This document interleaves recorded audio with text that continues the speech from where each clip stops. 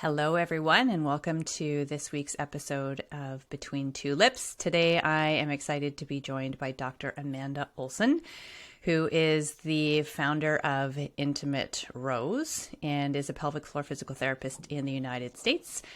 I would like to hand it over to you, Dr. Olson, to tell us a little bit about your background and how you got into, first of all, physical therapy, then specializing in pelvic health, and then what led you into the product realm, which is really what we're going to be talking about today, because you have such an amazing array of pelvic health products.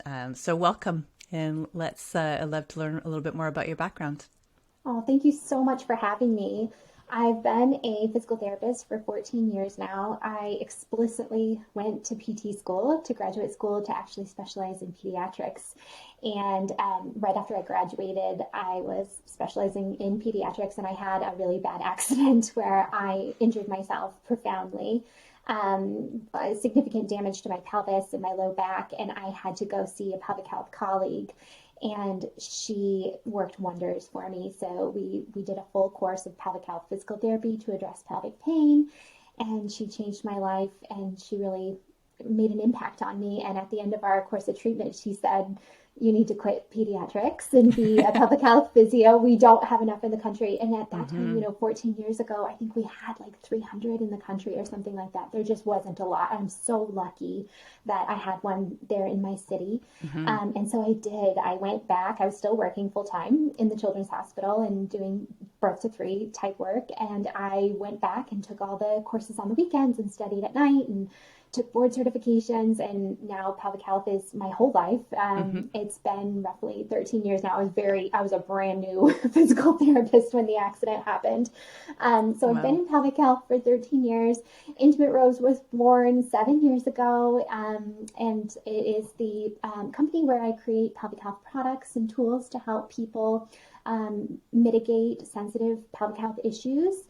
And I really just saw a need to make products that were ultimately very, very comfortable and easy to use for my patients. Just being the person in the room like you are as well. We hear them, and we listen to their needs, and we look at what their needs are. And so I want to make something very comfortable and easy to use, and also really cheerful and bright and hopeful. So that's kind of the foundation of the whole company.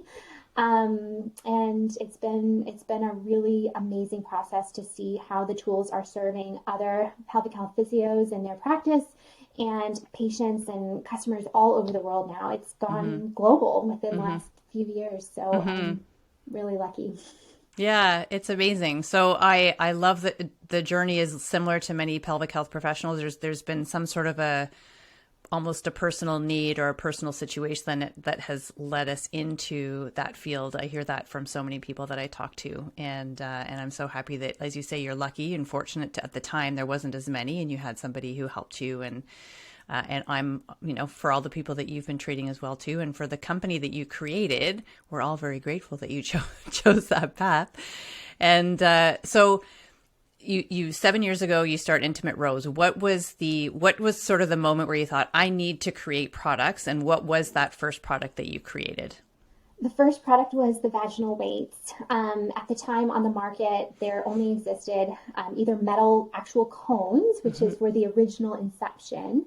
Interestingly enough, incepted in the 1980s as a proprioceptive tool as well as a strengthening tool.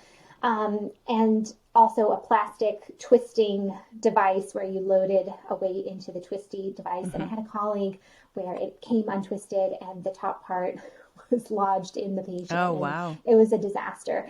And so I wanted to be working with really pretty, bright, smooth silicone. And I have a business partner. I'm so lucky to have him. And we work together to problem solve and to make a way where it's a very, again, easy to use, easy to place inside the body, easy to remove, equally important on the removal part.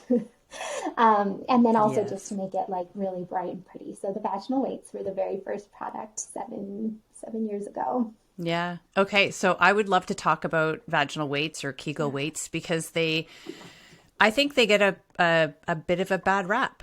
Yeah. So for those of you that are watching, she will be showing these on the screen. So you'll be able to see this on the YouTube video if you choose to go over there as well. I think Kegel weights get a little bit of a bad rap. And initially, as I was learning along the way, I remember hearing somebody talk about how they don't train the pelvic floor functionally and it creates hypertonicity. And so I sort of, I thought, okay, well, that's the message, fine. But at the end of the day, I also looked at it and said, well, it's a group of muscles. We're always talking about it being a group of muscles like the rest of our body. We benefit from resistance training elsewhere. So I think they could play a role. So I would love to learn about what your thoughts are on Kegel weights, how you feel they should be used, and it's obviously specific to the ones that you've designed as well. Absolutely. So as I touched on initially, is the idea of having resistance or an item in the vagina was originally incepted in the 80s as a proprioceptive tool. And I believe that still remains the hallmark or cornerstone of their use. And so proprioceptive, for those who need a refresher, is the brain's ability to recognize where a part of the body is in space and time and to be able to locate it. And so a problem that a lot of patients have is that we educate them in clinic as to where their pelvic floor is and how to activate and deactivate, looking for that full range of motion, recognizing the importance of the timing and coordination and control of those muscles. And then they go away and they have trouble because they don't have us there cueing them either with tactile or visual cues and whatnot.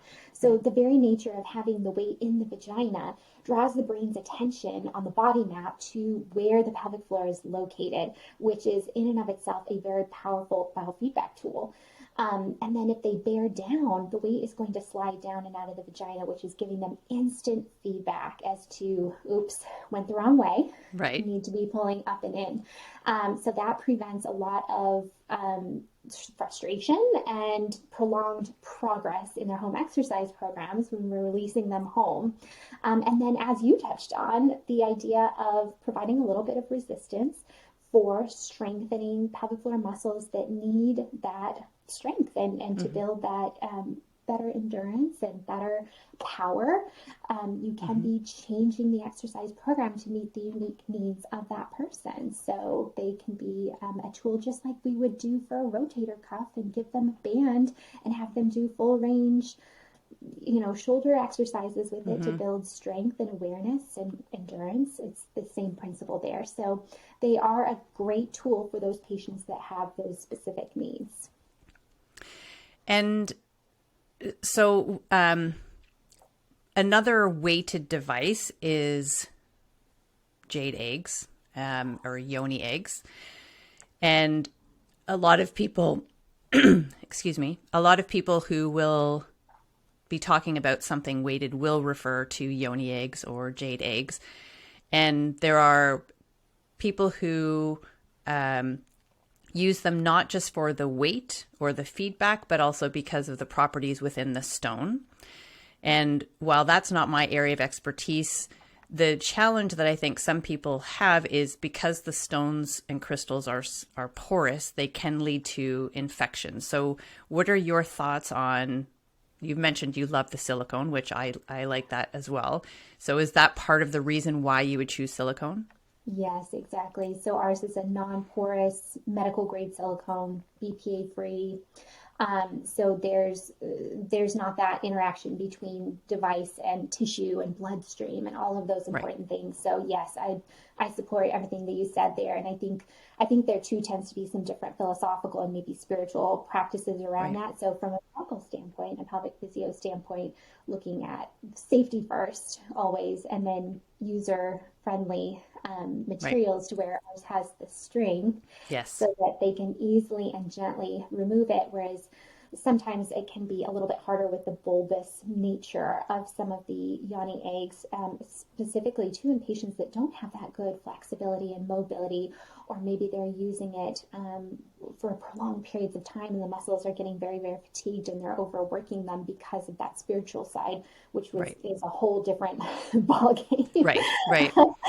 So yeah, different. It's different, totally different purposes and different intention, I think.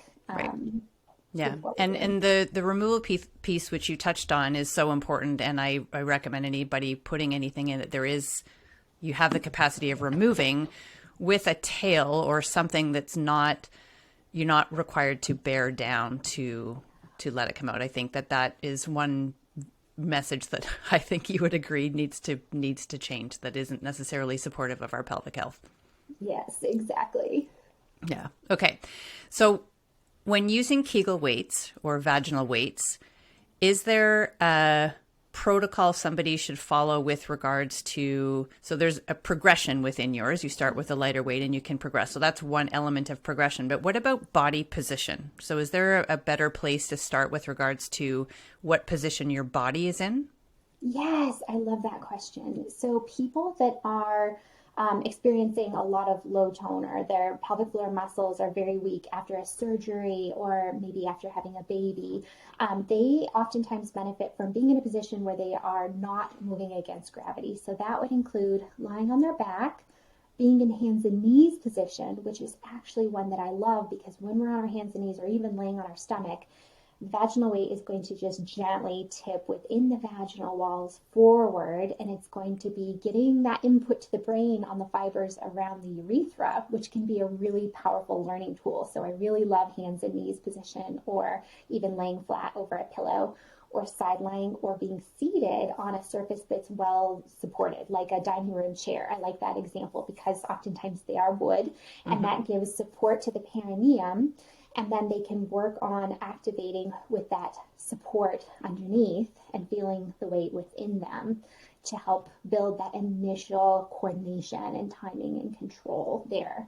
So people that are new to it may start in those positions, and then as they get stronger, they may be able to tolerate standing, and then they may be able to tolerate some gentle activity. And that could include a home exercise program like we give in physiotherapy, like marching and practicing activating and deactivating with a march, or some leg kicks out to the side to get the hip abductors and rotators in, or some small mini squats.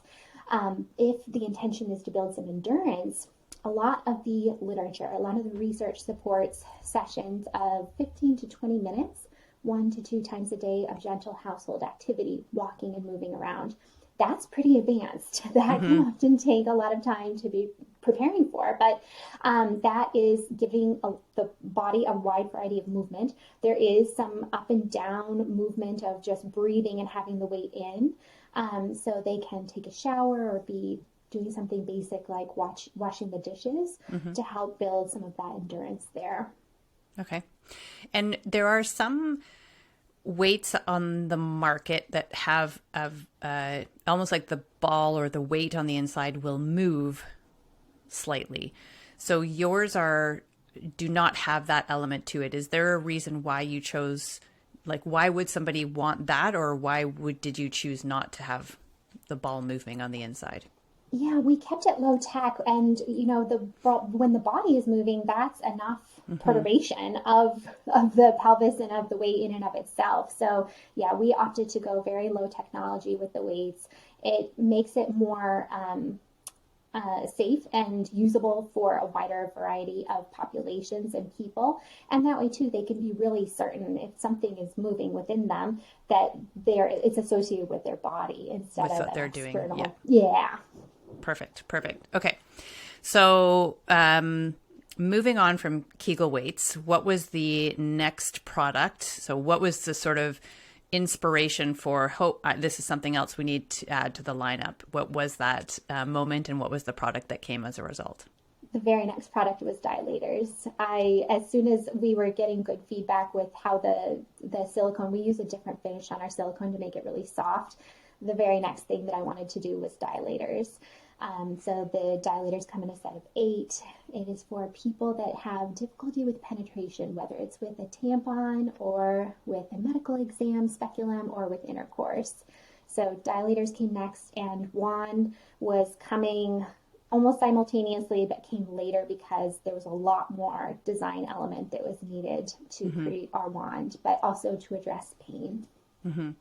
And I will attest the feeling of the silicone of your products is so smooth and silky, and just it's glorious. Thank you so much. Yeah. And so the dilators are, as you mentioned, they're so somebody who may need assistance accommodating. I often think this might sound like a strange question, but I feel like these could almost be an introduction to insertive sex or penetrative sex for people who've not yet experienced sex, who want to understand what it feels like, right? Yes, exactly. There's been a big movement, I think, especially within some of the cultures and faiths where maybe sex is not done until marriage or it's Mm-hmm. done at a later age, to be practicing to help with their anxiety and some of their emotional needs and their Mm-hmm. readiness in service of that that particular event and that night. Right. So yes, absolutely. And it, they were used in some sense in like the 70s as a medical tool to mobilize the hymen in people that had thickening of the hymen or that were having issues with the hymen preventing them from engaging in sex. And I have to Mm-hmm. wonder to what degree a lot of those women had dyspareunia because of muscle restrictions and coordination Mm-hmm. issues associated with vaginismus that was just not being screened for, not being tested for, so it's really interesting. I've read some very old medical, not old, it wasn't that long ago, but some Mm-hmm. some medical accounts of, there's like these green tubes and they were inserted into the vagina until the hymen was broke and then the patient sent out the door. Wow. And so it's just really interesting. And that is, of course, not the model that we use in Right. pelvic physiotherapy. We are working on addressing their coordination and their sensory experience so that they are in control of their body and not just able to tolerate it, but able Right. to tolerate it and go on to have pleasurable experience with it. Mm-hmm. Interesting. You mentioned a couple of terms that I would like to explore a little bit. Vaginismus, and you mentioned dyspareunia, which if you can describe what those two are and also what other conditions may benefit from using a dilator. Absolutely. Both are really broad umbrella type terms. Dyspareunia describes pain with sex. Vaginismus describes pain that prohibits or blocks any insertion. So, vaginismus is often associated with pelvic floor muscle dysfunction, where they're getting a guarding, reflexive, spasm like response that is preventing them from being able to either tolerate or driving a lot of pain towards intercourse. But also, it can be associated with some of the more superficial conditions like issues of the vulva, the skin around the vagina. It can be associated with some tearing that they've experienced in some scar tissue.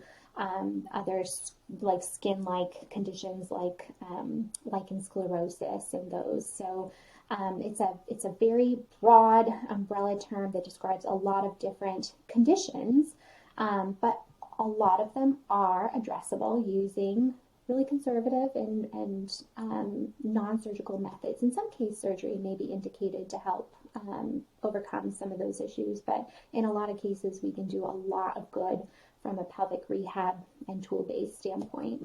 Right. Okay. And there was a lead into the wands as well. So they were sort of, it sounds like conceptualized around the same time. And there can be a bit of overlap with regards to people that may benefit from a dilator over a wand. But if you can describe the wands and how they would differ, maybe what populations would use a wand over a dilator and vice versa. Yes. So, for those that are listening and not seeing the visual, dilators are a cylinder. They start as small as my pinky and then they gradually get a little bit wider and a little bit longer through the 8 to where then number 8 would be roughly 2 inches in diameter and roughly 8 inches long. The goal within that set would be only what the patient's individual and unique needs and goals are. For example, if they're wanting to have penetrative sex, we would be looking to get them up to tolerating a dilator that's roughly the size of their partner, not necessarily all the way to 8, maybe if their partner is closer to a 6 or a 7. Whereas the wand is shaped kind of like the number 5. Mm-hmm. And it's got 2 ends that are different widths. One is a long, thin end, and one is a little bit more of a thicker, blunt end. And the wand is kind of like using a foam roller, but within the pelvic floor itself, either via the vagina or the rectum. And so it's used to address deep or superficial tender points or restrictions within the muscles and the tissue itself. So this may be people that have deep pelvic floor pain with intercourse. It may be people that have kind of a throbbing, generalized aching sensation or pain that is feeling like it's coming from the hip, but it's actually being driven from the lateral or side wall of the pelvic floor. So the wand is just there to be a tool to be able to reach that tissue and release it, just the same way you might hop on your foam roller and roll out your IT band or your back or your quads or something. Very similar with that. Whereas the dilators, we are working on, in the moment, being able to relax and open the vaginal canal via the pelvic floor and tolerate gradually larger cylinders. This may be more for a patient that has that reflexive, guarding, more motor response to penetration. There's a lot of overlap, as you said. Some people have deep tender points as a result of clenching and having that guarding response, and they need the wand to be able to release that deeper aspect. And then they are working on the conditioning and the relaxation process with the dilators as well. And some people don't necessarily have issues with the penetration, but they get that generalized aching throughout because of the deep tender points, so they really only need the wand. So it is unique to the individual. Okay. And one of the wands, and this is the one that I actually used in my post-op recovery from my rectocele repair, was the vibrating wand. So why don't they all have vibration, I guess? So what's the benefit of the vibration and why wouldn't they all have it? Sure, that's a good question. We have 4 wands, and they all do have different functions. I'll pull them up just for those that are looking here.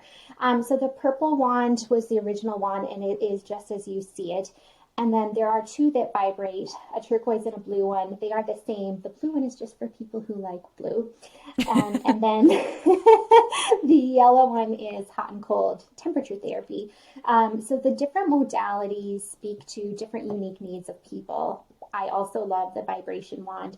The vibration wand improves circulation. It helps to relax the muscles. It can be very, very soothing to stimulate blood flow and to relax the muscles while doing that gentle mobilization therapy. Some people, it's a very small population, but some people just don't respond well. They get agitated or irritated with vibration. And so the basic one is going to be a great match for them. And some people just really, really need that feeling of an icicle, especially with some of the chronic inflammatory type diseases. This is endometriosis yellow in homage to endometriosis, but inflammatory bowel disease, some of those with just constant inflammation really like that cold sensation. On the other side of that, it can be placed under the faucet or submerged in hot water for a minute to help warm it up, and it will retain that warmth for people that respond really well to the warm temperature. So it's really just trying to get at the different modality needs of different people. So, but I will just very similar to how you said it was very soothing. The vibrating wands are definitely the top sellers. They are well loved. Yeah, it was very helpful. So I brought a dildo with me to my surgery, which sounds a little strange, but I want still to maintain my sexual activity with my husband. And I brought a dildo that was around the same size as my husband so that my doctor could ensure that he wasn't over correcting in a way and that I would still be able to accommodate. I still had some tenderness right around the opening of the vagina. So there was a perineoplasty done. So there was some scar tissue there, but also some trigger points on the inside. So I was able, it wasn't so much accommodation, but more on the inside where the tightness was. And so I used some kind of manual, even with the wand, but also manually with my hands to address right at the entrance. And then the vibrating wand was it was super easy to use. And the vibration really it's very subtle and gentle. It's not like a vibrator. If we're talking about sex toys, right? It wasn't that strong. It was just a very gentle soothing. So I could find a trigger point and then just put a bit of gentle pressure in the anyway, it was super helpful. I love your product so much. So thank you for what you do and what you made. You were talking about endometriosis. So endometriosis, adeno or adenomyosis can create a lot of pain for people and to varying degrees in and around the pelvis. What are the kind of common experiences of pain with those conditions, and how would they use it if differently than anybody else? Sure. It can vary because of the nature of the disease, where if they have a lot of the endometriosis laced into the muscles, they may be experiencing constant flare-ups that they don't see coming or that seem to be coming out of nowhere, or it may just be that it is a constant throb, just non-stop constant throb. And it may be too that the endometriosis is outside of the pelvic floor and in and above and wherever it may find itself. But they are guarding and clenching as a byproduct of managing the abdominal pain or some of the bowel symptoms that they are having, like constipation and diarrhea. So the one for them, first of all, always recommending that they work, anyone, of course, working with a pelvic health physio to determine, where their tender points are located so that they can easily locate them and find them. But also as a means, because of the nature of endo and because it tends to be inflammatory, chronic, even with varying degrees of management within their team, is that it can be just an as needed tool to go in when they're in a flare-up or to help mitigate and manage potential flare-ups due to that muscle guarding in and around. The nature of locating the endo indicates that they have had a laparoscopic or other type of procedure where someone has gone in. So they may also have scar tissue within the abdominal wall from the laparoscopic tools entering there. They may also have some of the scar tissue from some of the instrumentation going down and in and around the uterus and the ovaries and other organs as well. So it can help with the scar tissue, but always addressing it from a really gentle standpoint. I always remind people, we're never touching, especially initially, or pressing any harder than we would check a tomato for ripeness. So if you're in the grocery store and you're checking to see if a tomato is ripe because you need to use it right now, you're giving it some pressure, but you're not squishing your tomato. So coming in with that gentle approach, if they have endo in that tissue, that's usually gentle enough to where if they are getting something very strong, they can easily back off. Okay. And for people that you've mentioned surgery and scar tissue, so people who have had some sort of a pelvic surgery with like incisions inside the vagina or on the perineal body, how long would they wait after before starting to use the dilator and or a wand? It varies. I usually recommend at least 12 weeks. So I usually recommend starting with a sensory approach that is very gentle, whether it's like a Q-tip or a makeup brush or just using their fingers initially, especially to learning what it feels like to help create a new brain map for them. I think that starting with the pads of their fingers and using a mirror is a really powerful overall brain mapping tool. And then starting afterwards. Some surgical procedural protocols are different, and that varies by surgeon. And some are going to say wait till 6 months, and some are going to say 8 weeks, let's go. We want you to be ensuring that you maintain mobility and an ability to accommodate. So it does tend to vary, but I would say 12 weeks is roughly a rough estimate for a lot of people. And that's just basic, tissue healing with a little bit of extra time. Yeah. Okay. And these can be, well, I actually don't know the different types you have. I know you've recently launched one for men. So men can use these rectally. So is it thinner? Is it, what's different about ones that would be used rectally versus vaginally? Oh, are you talking about the rectal dilators? Or maybe that's, yes, sorry. That's what you recently launched. Yes, that's what it is. We've got both. So the only difference is it's blue. Okay. So the size is the same. Yes. Okay. Same. We just got some feedback saying, man, I just really wish that there was something more masculine, because apparently the turquoise wasn't it wasn't masculine enough. So we launched a blue one. And then we did just make rectal dilators. And this would be for all the people, but, particularly those that have had colorectal procedures, or in men, if they are looking to have penetrative intercourse. These can be used very similar to how vaginal dilators are to prepare that sensory experience and to prepare the body and how to drop and relax and all of those things. But the really cool thing about our new rectal dilators is that they start very, very, very small. So smaller than the smallest vaginal dilator. So they can be used, these two in particular, to onboard for people for vaginal dilator training. So they are a little bit longer and they are more flexible to respect the natural curve of the rectum. So if people have had radiation or a procedure or a tear or fissures, they can be used to gently be working on that process in service of easier bowel movements, or if intercourse is a goal, which it is for a lot of people, then it can be used for that. As they get larger, you start to see a little bit more of a taper. So for patients that have had some surgeries or some radiation, it can allow for a gentle stretch of the anus and then allowing it to come down and rest. It can also be used for balloon expulsion type training. In clinic we do a type of training called balloon training where we can train defecation, but the rectal dilators can be used in that way at home as well because of that bulb shape. It can stimulate that sensation of stool, and they get to be also quite large. So those are the new rectal dilators. Okay. But then the wands can be used, whether it's male or female anatomy, in the rectum or the vagina. Make sure you're cleaning, obviously, in between if you were going to use both. Is there, are there different types of trigger points or sensitivities within the rectum that somebody, like what part are they addressing that needs to be addressed through the rectum, if that makes sense?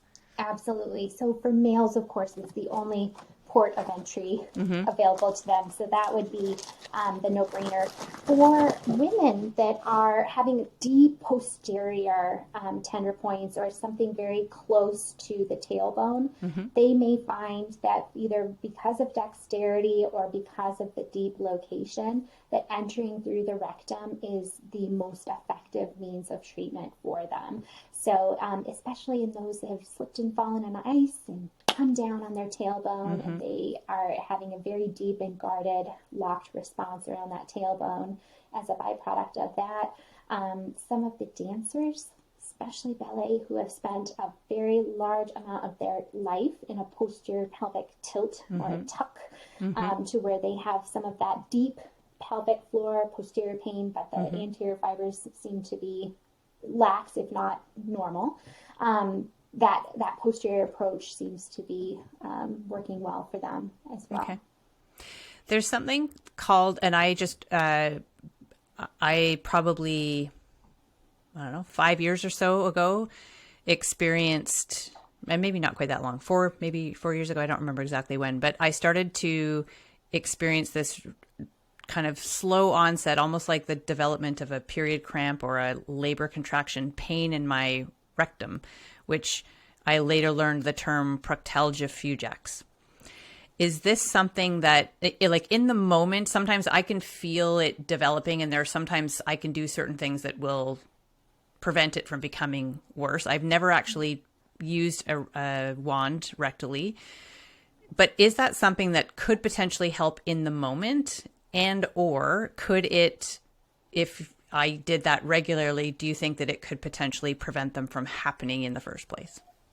Yes, I think that it absolutely can. And there can be a couple ways to go about it, especially with the vibrating wand.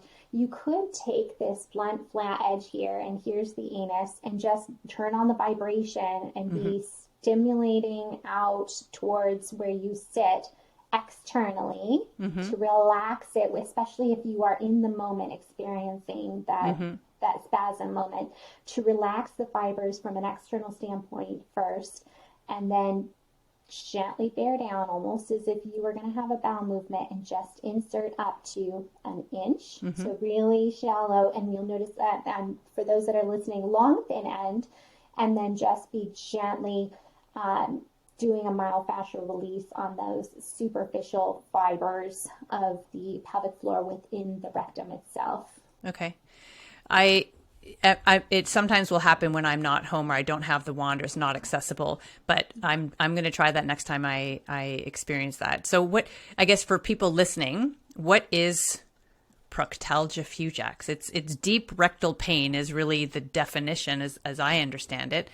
Yeah. And I can feel it as, again, it's like a slow build, and it can become quite intense where it almost takes your breath away, and it can last like 2 minutes, and it's lasted up to about 15-ish for me. So what is happening? What is proctalgia fugax? Yeah, it's almost very similar to the posterior side of the coin to vaginismus, where it's a muscle response, and it could be to a stressor, like a stressful situation. It could be due to a position change, and the pelvic floor muscles have a program in them where they think that you need their support, and so they're coming on when they shouldn't, where maybe the glutes should be turning on. Those muscles, or those deeper muscles, are engaging. So it is involuntary. All that's to say is it's outside of the person's consciousness or awareness or even control in the moment. And then you learn, as you have, to notice that it's coming on and to drop and relax. Some patients report it as like a searing, almost poker-like, hot poker-like onset. And I think that can also speak to the nature of some of those deep tender points when the pelvic floor muscles are getting engaged. You know, we think about its compression around its nerves, around its vasculature, and all of that can be incredibly painful.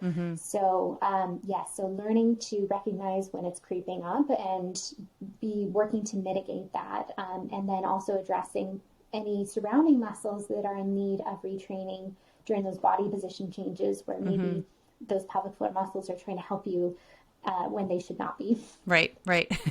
Okay, super interesting. So now then, looking at what else you have, there are supplements that you have, and there's an amazing, which I love, your feminine balm. Can you so let's start there, actually, because when you're using silicone products, it's best to use a water-based lubricant. So if I understand correctly, you wouldn't use your feminine balm at the same time as your silicone products. Is that correct? Interestingly, so water-based lubricant for doing the internal work with the tools. The balm is organic oil-based, and you can use oil-based products with the medical grade silicone. The only thing you can't use is silicone-based interesting. Okay. lubricants with the medical grade silicone. So the balm is meant for external use around the vulva and the entry to the vagina, or it could be used coming back into the perineum and around the anus.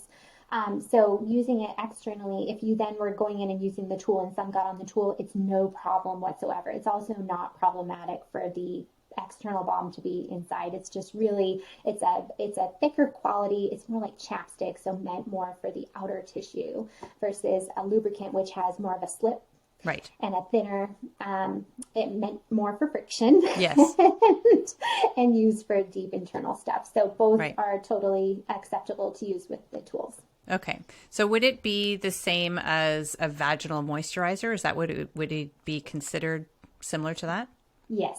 Yeah. Okay. And so postpartum people sometimes experience dryness, perimenopause, menopause, very common to experience vaginal dryness. So those would be the most common users, correct? Most common, yes.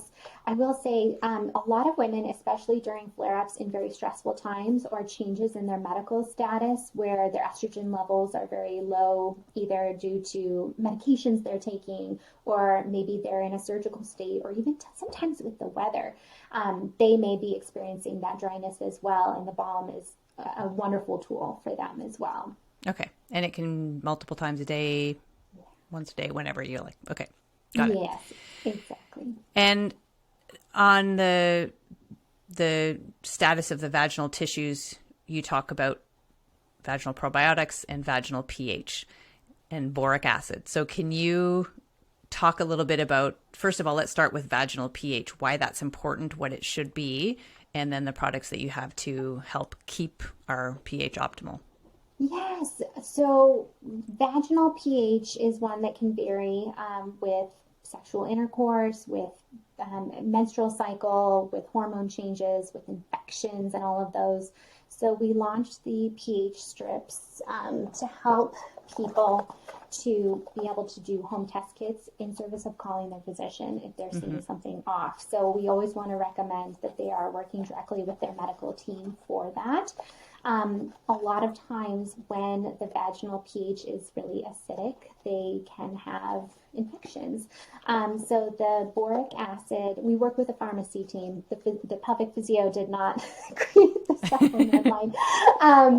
So the boric acid supplements are used vaginally. They are not to be taken orally, but they can be used in service of bacterial vaginosis and chronic yeast infections in those. And certainly working with their medical team is really important.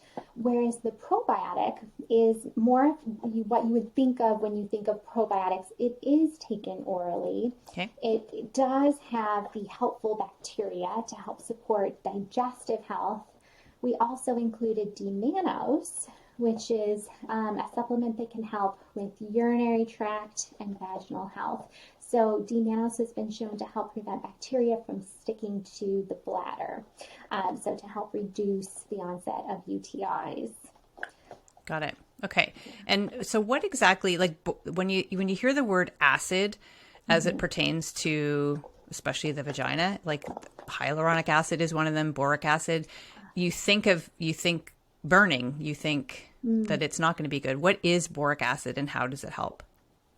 Yeah, it's a naturally occurring substance, and it helps to restore the vaginal pH in those that have those infections on board. So it is only it's not taken daily as you would like a probiotic. It's only used as needed, like during an infectious process. Okay. And so with the burning, some women do report it. It's a lower report rate, but I think some of that is the nature of just having something inside the vaginal canal. Right. And certainly if they are experiencing any of those side effects, that's why we always want them working hand in hand with their medical team. Right. But yes, and it is inserted into the vaginal wall. And if they do have history of sensitivity there, sometimes they can report that. Right. Okay. So probiotics that support vaginal health can be taken every day. Yes. And the boric acid would be taken in the moment if you are experiencing an infection. Yes. Got it. Yes. And I always like to say used because I think when people think taken, they think oral. So I always like to say used during infection so that they remember. And it's written all over the packaging. Right. Vaginal use. Yes. Okay. Yeah. Because when you see capsules, you think you should be taking them, like taking them through the mouth as opposed to using them through the vagina. Yeah. Thank you for that clarification. Just one of those things I've picked up over the years. Yeah, but terminology is important, right? And then we need to have that clarity there as well too. So, okay. And is there anything that I've missed with regards to your amazing lineup of products? I don't think so. I think that you had wanted to touch on the Myo and D-Chiro inositol. Yes. That one is a supplement for people that are experiencing PCOS, so polycystic ovarian syndrome. Mm-hmm. The two types of inositol have been shown in the literature to support each other and to support insulin function, which is something that a lot of people with PCOS struggle with. So it's just a supplement that they're taking daily. We've gotten really wonderful feedback from people there, and it's just in support of insulin functioning and overall hormone balance for people with PCOS. Got it. So polycystic ovarian syndrome can influence the status of the pelvic floor, but this isn't direct to address pelvic floor function per se. It's more, as you mentioned, the insulin response and the other side of things. Got it. Okay. And Yeah. both types of inositol are in that supplement, correct? Yes, exactly. Okay. Interesting. Yeah, that's when I was looking at your website and looking at all the things I wanted to ask about, I hadn't been for a while and hadn't seen that and was interested. I take inositol, the Myo, not the other one. So mine is just one form. And so I had never seen the second that you have, and I appreciate the education about that. So thank you. Absolutely. Yeah, so that sort of wraps up all of what I wanted to cover. I am a huge fan of your work and your products. The website and what have you will be listed below, because the other thing that is so, first of all, you're a pelvic health physio, so I appreciate that. You've gone to the extra step to make sure you've got the medical grade silicone, but you also have done incredible videos for all of your products. And so the education that you are providing is just amazing. So thank you for the work that you do. Thank you so much. And thank you for the work you do. I have your book. I love to reference it. And Oh, I thank you. love all the education you do too. You bring just a fresh voice to it. And I'm so thankful. Oh, well, thank you so much. Yeah, so I appreciate all that you share. Thank you so much for your time today. And for everybody listening, I will have all the links below. And if you want to take a peek at some of what we were talking about, you can find us over on YouTube as well. Thank you so much. Thank you.